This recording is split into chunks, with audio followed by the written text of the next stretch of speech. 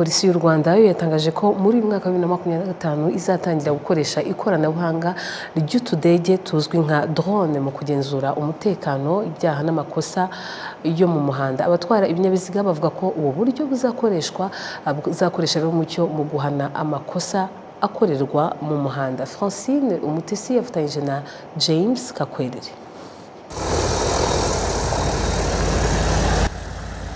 Mu Rwanda ikoranabuhanga ry'utu tudege twa drone ikoreshwa muri serivisi zitandukanye zirimo iz'ubuzima nko gutwara amaraso ahabwa indembe kwa muganga, imiti n'ibindi.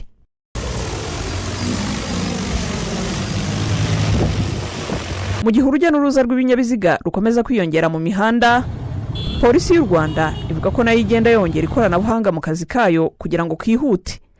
Umuvugizi wa polisi SP Rutikanga Boniface asobanura ko ari nayo mpamvu muri uyu mwaka wa 2025 bagiye kongera utu tudege twa drone mu bundi buryo bukoreshwa mu kugenzura umutekano wo mu muhanda.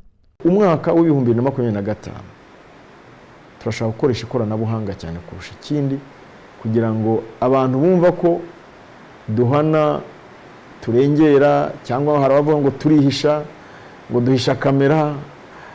Uwo wese ushaka gutesha agaciro kosa yakoze ashaka kumvikanisha ko ntibaba batubonye.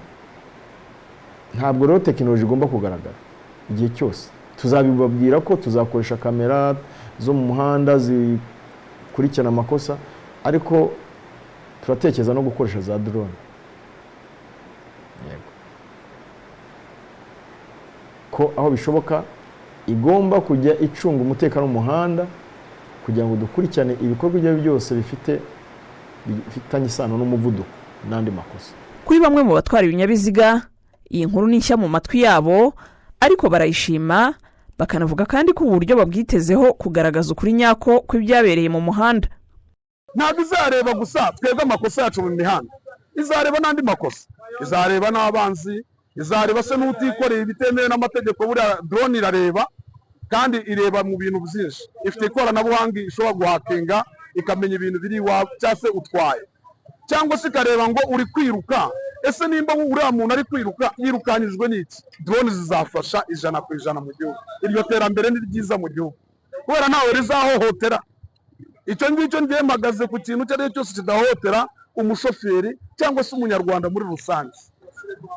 Nta kindi twabivuga uretse kuvuga ko umutekano ni ngombwa mu gihugu, kandi mu muhanda ko iyo hakabije ingamba z'umutekano biba ngombwa usanga n'impanuka zigabanuka. Ubwo izo drone ni ziza ari gukemura ikibazo cyo kugira ngo impanuka zigabanuke mu muhanda, ntacyo bizabidutwaye cyangwa no kubahiriza amategeko y'umuhanda. Amategeko y'umuhanda rero kubahirizwa, ibyapa n'izo telefone hano ukunze gusanga z'abashoferi tuzira, izo kamera zabaga zihisha, ariko drone ndumva byose zabije kubikemura. Ubwo wese no kwitwarika nyina kumva ko agomba kubahiriza amategeko y'imihanda kugira ngo iyo sekirite y'umuhanda iboneke. U Rwanda rubaye igihugu cya gatatu ku mugabane wa Afurika kigiye gukoresha utu tudege twa drone mu kugenzura umutekano wo mu muhanda, nyuma y'ibihugu bya Ghana na Afurika y'Epfo, aho uburyo bukoreshwa bwafashije mu kugabanya cyane umwanya imodoka zimara zaheze mu mihanda, traffic jam, kugabanya amakosa n'ibyaha byo mu mihanda ku buryo n'impanuka zagabanutse n'ibindi. Francine Umutesi, i Kigali.